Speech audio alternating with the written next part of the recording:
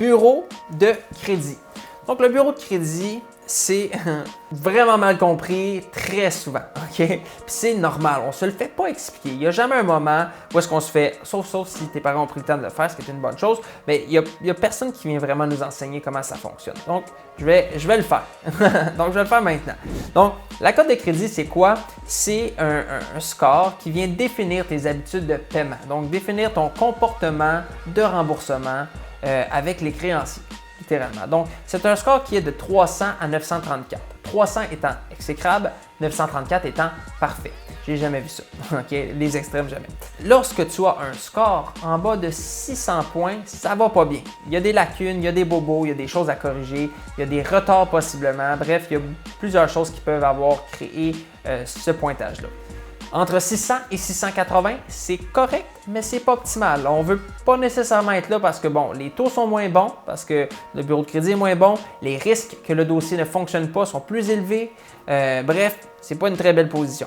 Idéalement, on veut être au-delà de 680. Entre 680 en passant et 715, encore là, c'est bon, là, ne me prends pas au mot, c'est bon, mais idéalement, on voudrait être au-dessus de 715 parce que c'est là vraiment là, que tu peux, tu peux avoir les meilleures offres sur le marché. 2, il n'y a vraiment aucun risque d'être dans une mauvaise position avec l'assureur parce que l'assureur, lorsque tu es en bas de 680, n'accepte pas d'avoir des ratios d'endettement aussi élevés. Donc là, ça c'est un autre élément. Donc vraiment pour être loin des problèmes potentiels, on veut être au-delà de 715.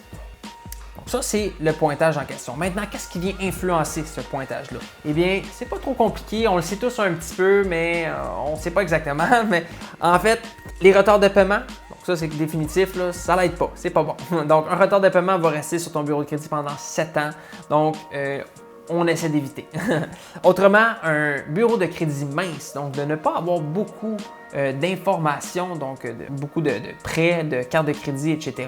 Mais là, ça vient faire que le bureau de crédit en question ne peut pas définir si tu es une bonne personne qui rembourse, disons, puis c'est difficile pour lui de vraiment évaluer ton comportement. Donc, à ce moment-là, bien souvent, le bureau de crédit va être un petit peu moins bon, surtout plus fragile. Donc, si tu as seulement une carte de crédit et qu'en 2016, tu as oublié une fois de la rembourser, puis là, ben, ça se peut qu'ils vont te pénaliser fortement parce que eux, dans leur tête, tu as un prêt, donc une carte de crédit, puis tu as eu du retard dessus. Donc, un en un, tu n'es pas capable de payer des affaires dans sa tête, dans leur tête à eux. Donc, aussi illogique que ça sonne, c'est ça. Fait que c'est bien important de faire très, très, très attention si tu n'as pas beaucoup de crédit.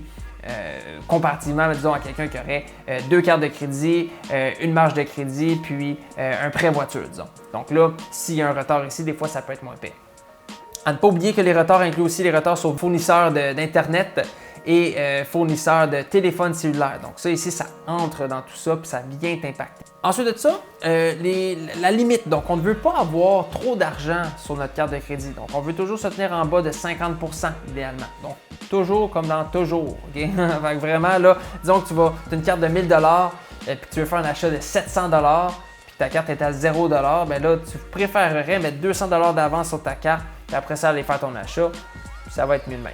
Autrement, le nombre de demandes de crédit, donc si dans la même année tu t'achètes un Sea-Doo, une voiture, puis tu veux faire une hypothèque, bien là, il va y avoir des demandes de crédit qui vont se faire. Puis là, plus tu demandes de crédit en même temps, et bien plus ça fait baisser la cote de crédit. Donc ça aussi, c'est à garder en tête. Donc le bureau de crédit, ce qu'on veut, c'est de garder ça au-delà de 680, comme je dis.